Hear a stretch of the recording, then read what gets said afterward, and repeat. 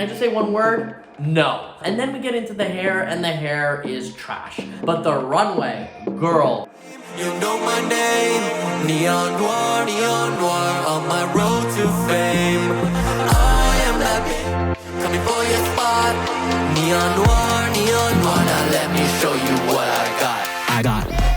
Hello, my beautiful light brights. For those of you who do not know me, my name is Neon Noire. I'm a half Italian, half Canadian drag queen, and I am the brightest crane in the box. If you're new here, or if you haven't already done so, please go ahead and hit that subscribe button. Girl, if you don't know me, or if you're wondering why is he calling himself a drag queen if he's clearly not in drag, that is because I just came back from Amsterdam Pride and I was wearing a lot of makeup and my face needs some breathing room.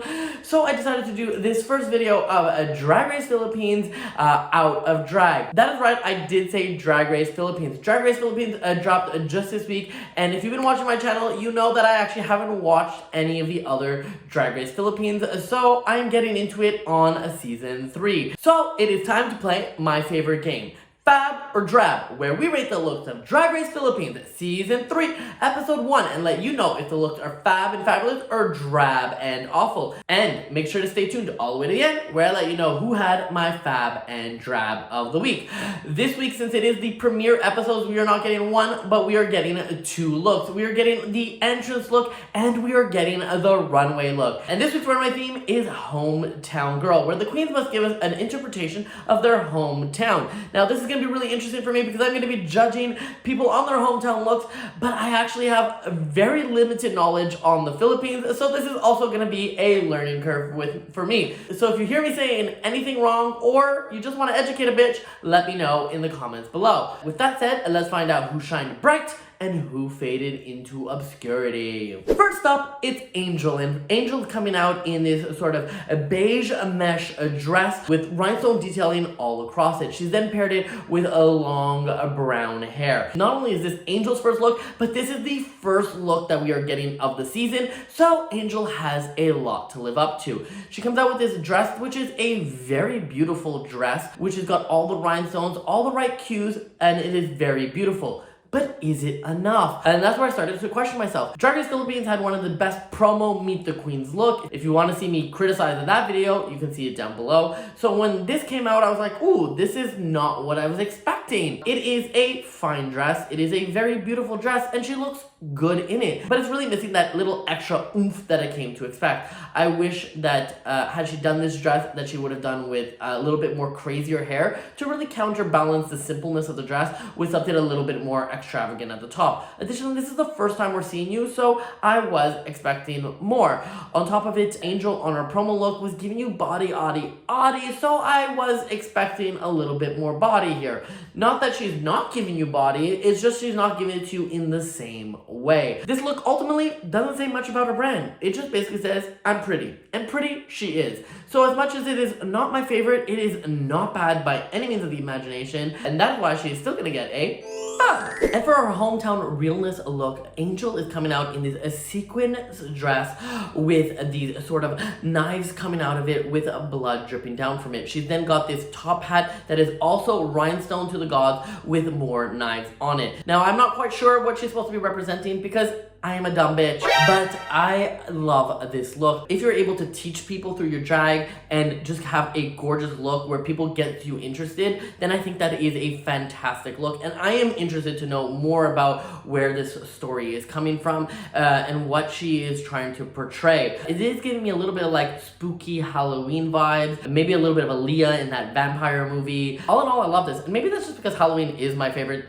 season of the year. I am a Halloween queen after all. I know you can tell. Look how scary I am. Rawr. No, I think this is very well done. I want to know more about who this character is. I want to know where this story is coming from and what these daggers have to do with anything. If drag could be that medium that teaches people something, that is like touche in my book. All in all, she looks super elegant. Now, if I did have to change one little thing, it is these daggers. The daggers feel a little bit flimsy. I would have liked them to be a little bit more firm so they really feel like they are stabbing her as opposed to feeling like they are just made out of material. But that is a minute detail. All in all, this is freaking fantastic and definitely gonna be a fab.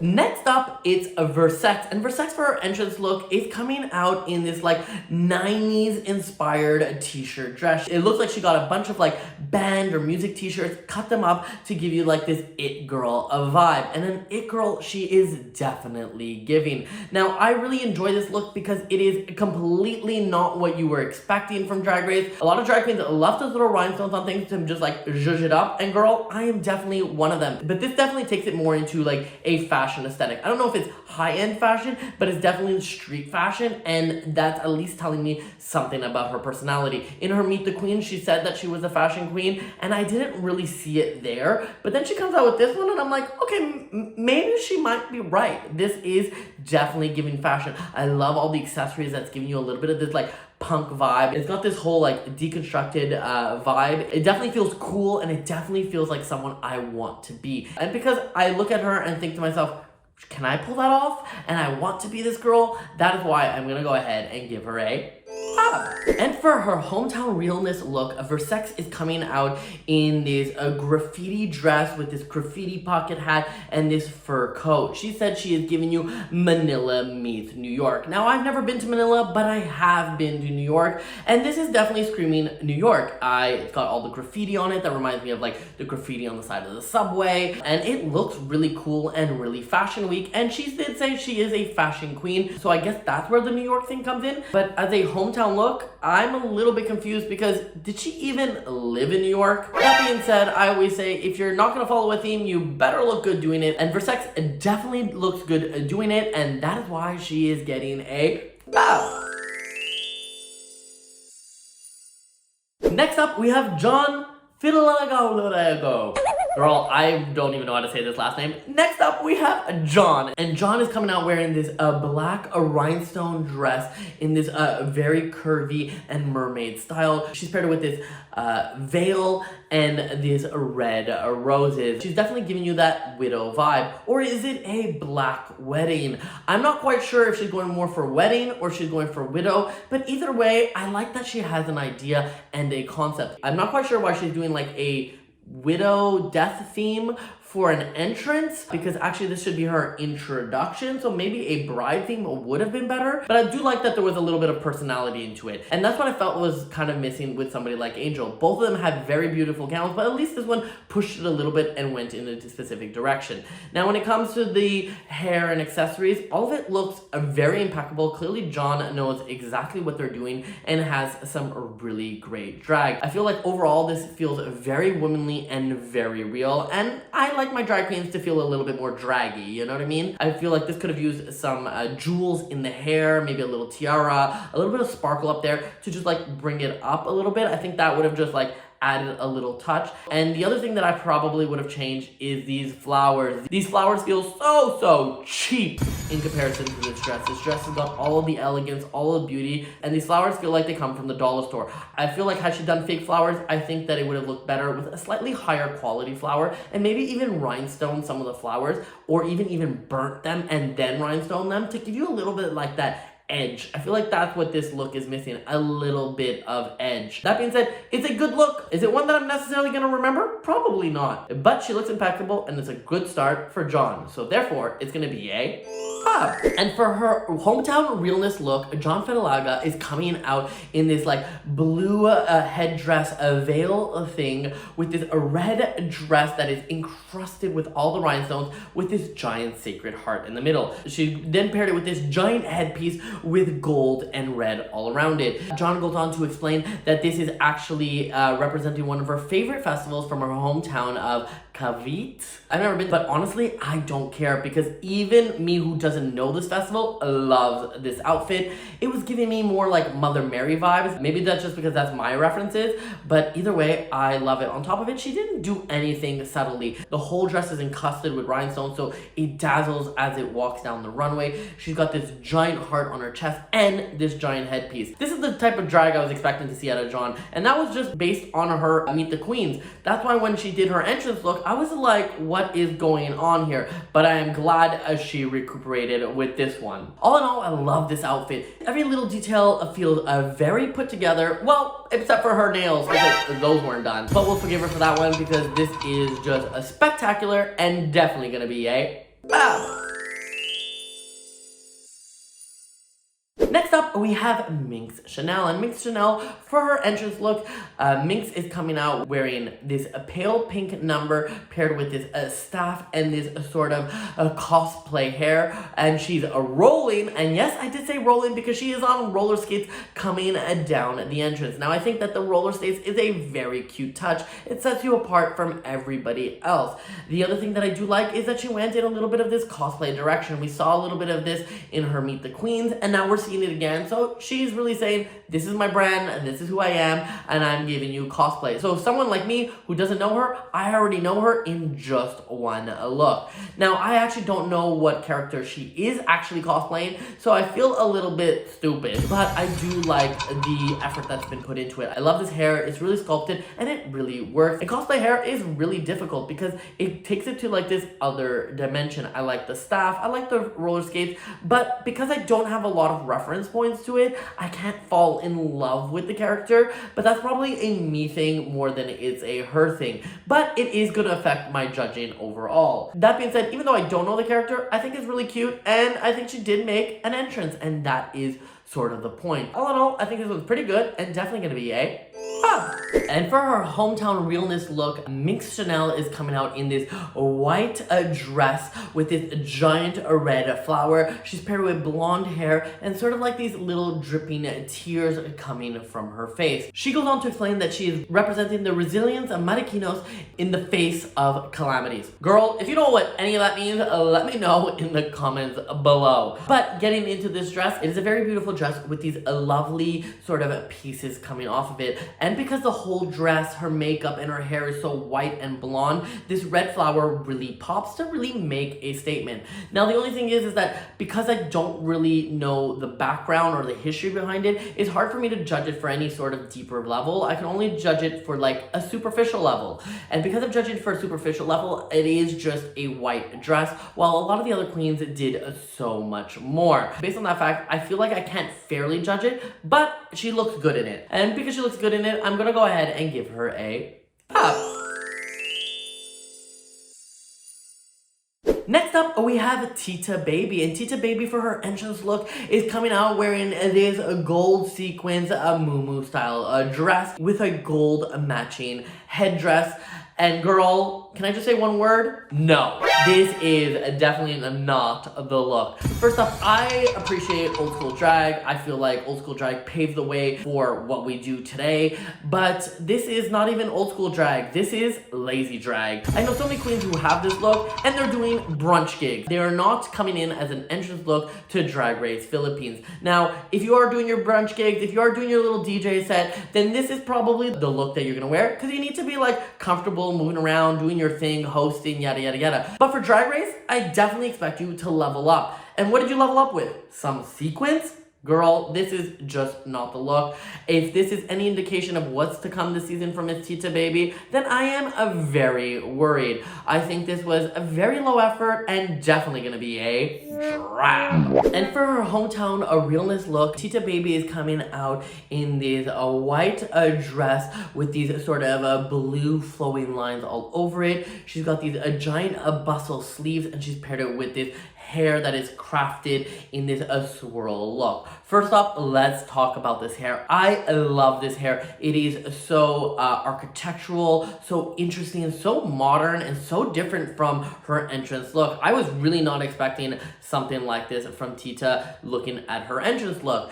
And then we get into the dress, and the dress is actually quite nice. I like the contrast of colors, and I definitely got water and a flood from it, because she goes on to explain that the dress is a representation of the bodies of water because her hometown tends to flood a lot. And even without knowing that story, I got the water vibes. Now, the only thing I will say about this dress is that I do like the wig better than the dress. I find that the wig gave you the water theme, but brought it into a more modern touch. While the dress does feel a little bit traditional in that sense, I wish she would have kept some of these pieces a little bit more streamlined and clean, similar to her hair. I also think that the contrast in color is just not strong enough. I mean, it's still strong, don't get me wrong, but she went with more like a grayy blue, and I wish it was like more of a punchier blue to kind of give you like that more water look. And then when it comes to her sleeves, although I love the ruching because that definitely gives you like waves and stuff,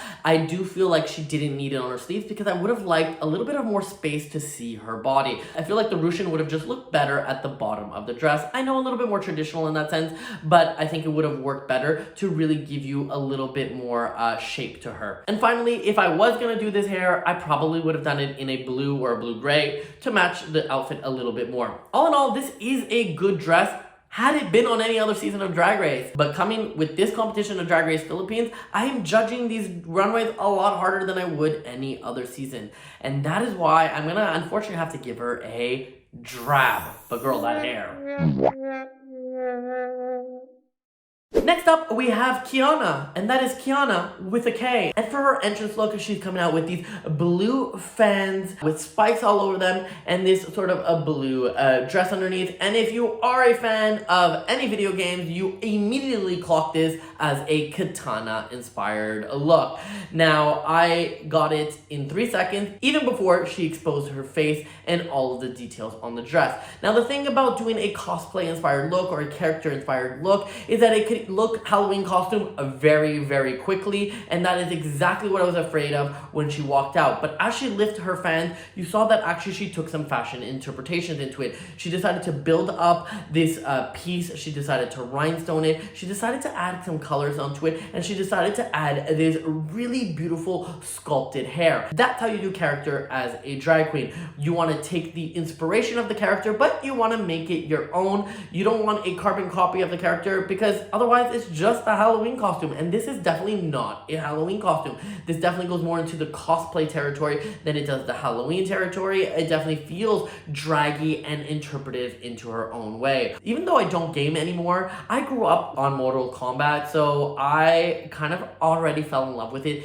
instantaneously. Now, I'm not quite sure what it says about her drag, but honestly, I don't really care because I just really love this look. And because I love this look, it is definitely going to be a fun. And for her hometown realness look, Khianna is coming out in this like gold dress with these sort of like scale sequence motif all around it. She's got this frilly color piece with pearls all alongside it, and she's got her eyes that are completely white. She goes on to explain that she is giving Oro fish. Now, I don't know what Oro fish is. Girl, I sound like a broken record. I clearly need to be educated in Filipino culture, but hopefully Drag Race will do that. But back to the review. So, I don't know what Oro fish is, but this is definitely giving me sort of like mermaid vibes, and if that's what she was going for, she is definitely delivering.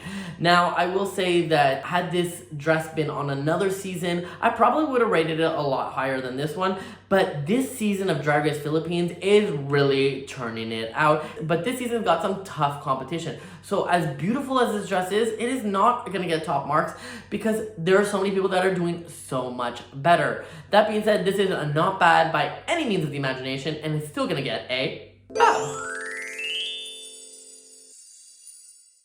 Next up, we have a J. Quinn, and J. Quinn for their entrance look is coming out in this black catsuit with these sort of silver white detailing on it. She then paired it with this metallic sculpture in her hair. First, let's talk about the positives. The headpiece. I really enjoyed this headpiece. I find it very sculpture, very unique, very like Lady Gaga, and I think that this is a very interesting piece and definitely something I like to see. I like to see uniqueness. So this headpiece definitely is giving me that. But then I look at the garment and the headpiece don't really seem to be matching. A lot of people follow the Michelle Visage version of drag, which is sometimes complaining about how many people wear catsuits. Personally, I love a catsuit. I think it could be really cool, really edgy, and really different. The problem is, this one is not. This one is a black catsuit with just a few little pieces on it. I can see where she was going with this idea, but I definitely think they needed to be like 2 to 3 times bigger. Imagine these pieces being double the size or double the amounts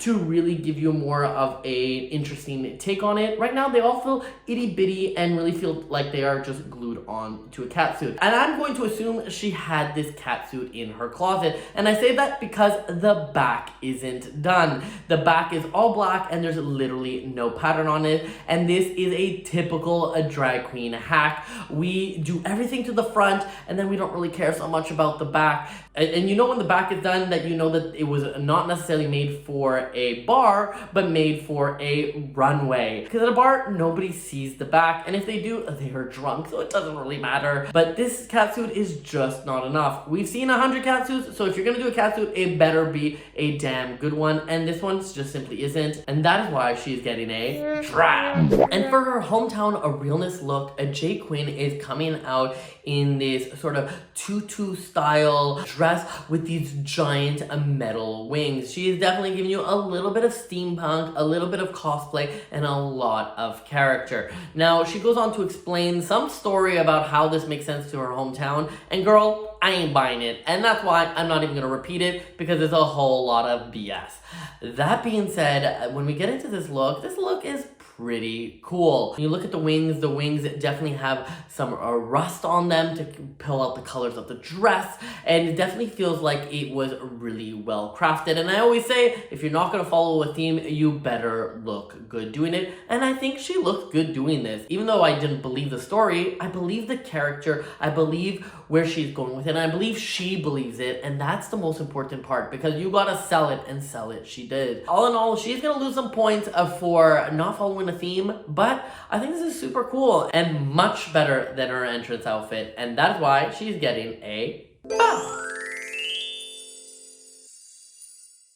Next up, it's Yudipota, and Yudipota for their entrance look is coming out in, I don't even know how to describe this. It is this sort of like giant sculptured a cage moment in this sort of like purpley white color. She's then paired it with a flat hair and this crazy makeup. Now, mama, this is drag. I always say I like the weird, I like the wacky, and this is the type of drag I like. It feels so original, so unique. It's something I've never seen. And as a drag queen who criticizes RuPaul's Drag Race every week, I've seen a lot of drag. And mama, this is not your typical drag. I love that it feels avant-garde. I love that it feels interesting and feels super different. This feels like something only a queen like this can do, because most queens will tend to go to the sparkly dresses. This, a sparkly dress, is a nod. This definitely feels a little bit more club kidsy and a little bit more edgy, which I really appreciate. Now, she did go with a flat hair, and normally I would criticize a flat hair, but with so much going on in the outfit, I am totally okay with a flat hair. On top of it, she's even done crazy makeup to match this crazy outfit. So really, if there was some crazy hair, it'd probably get lost in the mix anyway. All in all, this is a genius and definitely gonna be a bow. And for her hometown, a realness look, a Yudipota is coming out wearing this white dress with these white masks all along the bottom, and she is holding a white mask. She goes on to explain that she is representing the Mascara Festival from her hometown. Now, I don't know this festival, but I definitely want to know it. It's definitely giving me a little bit of like Venice Carnival vibes, but I also like that it is like tone on tone on tone in a white, because you don't really see that. When you think of festivals, at least for me, I think of a lot of color. When people do tone on tone, they generally tend to go towards the darker colors. So to see this mix of like this wedding gown-esque vibes, but with these faces on it, kind of gives you this weird juxtaposition of beauty and creepy, and that is exactly where I like my drag to be. Right in that fine line of costume and fashion, but yet bringing something new and interesting to this. On top of it, she looked stunning, and that never hurt anybody. All in all, I really don't have many critiques for this look, and that is why she is definitely getting a bow. Next up, we have a Zymba Ding. And Zymba Ding for her entrance look is coming out in this little gold number with all of these like peekaboo cutouts onto it. She's then paired it with long black hair that she says is human. Personally, I don't know who this queen is, but she definitely is prescribed to George's version of drag, which is little queen with little clothing showing you all the body. Yeah. I mean, I think it is a very cute little outfit. Problem is that we've seen this done and we've seen it done at better levels. Like I said, it definitely gives me George's vibes. It doesn't tell me anything unique or interesting about it. And the long human hair is giving me a little bit of Crystal Versace, but just not at Crystal Versace or George's level. And I think that that's sort of the problem here, is that when you're on Drag Race, you have to make your unique stamp, and this is not necessarily doing that. Now, does she look bad? No, she looks good, but it is not moving the needle. It's not anything avant-garde. It's not anything interesting, so I wish she would have gone there. All in all, it's a pretty safe look, and with a pretty safe look, I'm gonna give her a pretty safe rating, and that is why she's gonna get a soft 5. And for her hometown realness look, Zymba D is coming out in this giant cloak. As she walks down the runway, she tears off the cloak to reveal to this like dysmorphic body with this black dress with these rhinestones on it. She goes on to explain that her hometown is known for leprosy, and she wanted to bring awareness to this, but also to show you that you can find beauty in any place. I love this message and this idea, but I just don't know if she got there.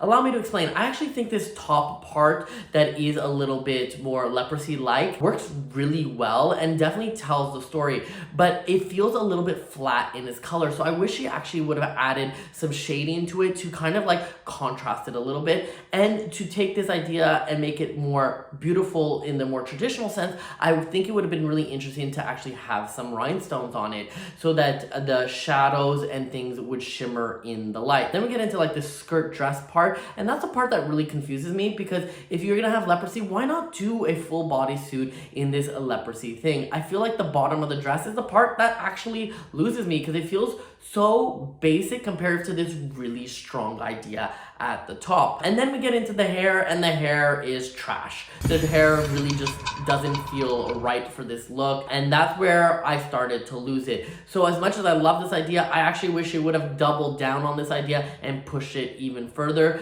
But as it is today, I don't feel the execution lives up to the concept, and that is why I'm gonna go ahead and give her a drab.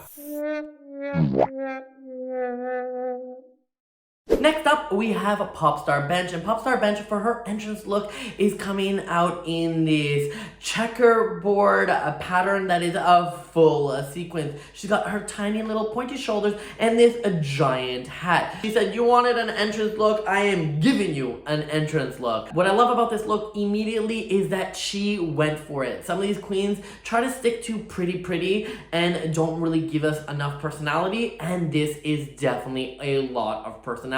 Now, the thing is that you can have personality and look like and you can have personality and look good, but this one I kind of digging. I like that it's a catsuit, but like in a very different way. I love that this hat takes it into like a completely different dimension. I like the overall vibe of this whole look. Now, is it the most fashion? No, but do I care? Also, no. Not everything needs to be fashion. It just gotta be cool, contemporary, edgy, unique, whatever adjective that you want it to be, as long as it makes you feel something. And this makes me feel something. And that is why I am gonna go ahead and definitely give her a 5. And for her hometown realness look, Popstar Bench is coming out as the Filipino Racing Club. She is coming out with this blue garment with all of the rhinestones all over it. And then she's got these 2 giant horses on either side of her. Now, going from her promo look, she did go a little bit campy with it. So when I saw this, I was like, this makes total sense. I love the garment itself. It's got a lot of rhinestones. It's got a lot of sparkle. It's got a lot of shape to it. But of course, this is accentuated so much by these giant horses on either side. It's definitely giving you concept, and we love a concept here. I don't know how she packed it, because these are ginormous horses. The only thing that I really feel like could have taken this up like an extra notch is if these horses were like fully encrusted with rhinestones. It would have just made them a bougie AF. Nevertheless, she looks great, and because she looks great, it is definitely gonna be a 5. Next up, we have Maxie. And if you didn't know, Maxie actually competed on Queen of the Universe season 2. So she is coming in as maybe one of the bigger names on this season. At least in my opinion, because she's one of the only queens I knew watching this. So when she walks out for her entrance look, I was expecting big things. She comes out in her entrance look and she's wearing this little green dress with blonde hair. And girl, was I disappointed. This dress is just a dress. It is not that interesting and not that special. Now, I feel like maybe some other queens who don't have her reputation might have been able to get away with such a simple outfit, but Maxie definitely cannot. We are expecting big things. It's like when Leona Winter competed on Drag Race France, she was criticized at a higher level, and that is exactly what is gonna happen here for Miss Maxie. All in all, I think that this dress is a fine dress. It's definitely giving me a little bit like that 60s vibe, but then the hair also just doesn't match the 60s vibe. So I'm not really quite sure what she's going for, except for maybe like girl on the town. All in all, it's really not doing much for me and definitely not my favorite. And that is why it is gonna have to be a drab. And for her hometown, a realness look, Maxie's coming out with this like big black hat with just a little French wave hair coming off of her face. She then paired it with this tuxedo style upper and this dress at the bottom with all the ruffles and the giant slit. As she comes out, I'm immediately thinking, ooh, this looks really beautiful, this looks really edgy, this looks really cool, but I wish it had an extra rhinestone or two on it. You know, maybe this white shirt could have been all rhinestones, and then it would have had a nice contrast of textures, because I do feel like it was missing a bit of contrast of textures. As she turns around, you see this message on her back, which I won't even try to pronounce to read, but according to the subtitles, it translates to die in your honor. She goes on to explain that she is representing Dr. Jose Rizales, who died for the honor of the Philippines, and that is why she added this theatricals and this message on the back. I thought the whole outfit was really beautiful on its own, and then she added that additional element of message into it, and I thought, this is good. This is interesting. I also like that the message in the back where the blood sort of had a little bit of rhinestones on it, so it kind of got that texture into it. All in all, I think this is a good look. Yes, it's simple, but it's done well, and it's definitely a much better comeback than her entrance look, and that's why she is getting a bow.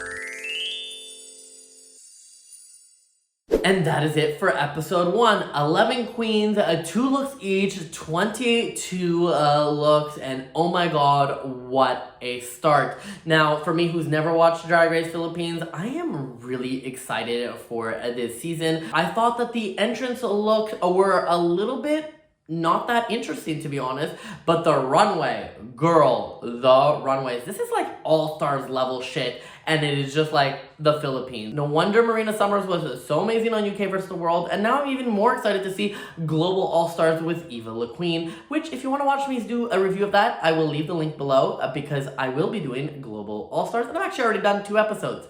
But enough about that, let's get into the reason why you guys are here. You guys are here to find out who had my fabs and drabs of the week. Well, my drab of the week for the entrance look goes to Tita Baby, and my drab of the week for the runway goes to Zymba Ding. But enough about the negative, let's get into the positive. Who had my fabs of the week? Well, my fab of the week for the entrance look goes to Yudipota, and for the runway look, my fab of the week goes to Yudipota as well. Girl, this queen is turning it out, so she is one to watch. But like I said, there were some amazing looks, so I'm really excited for the season. Girl, now I want to hear from you. Do you agree or disagree with my comments? Well, let me know in the comments below. Also, while you're there, can you teach me a thing or two about all of this culture stuff that I am clearly missing? Because I do read all the comments and try to reply to most of them, so I would really appreciate it. And once you're there, go ahead and hit that like and subscribe button if you haven't already done so. Once again, my name is Neon Noire at Miss Neon Noire on all social platforms, and I'll see you in one of my next videos. Bye-bye.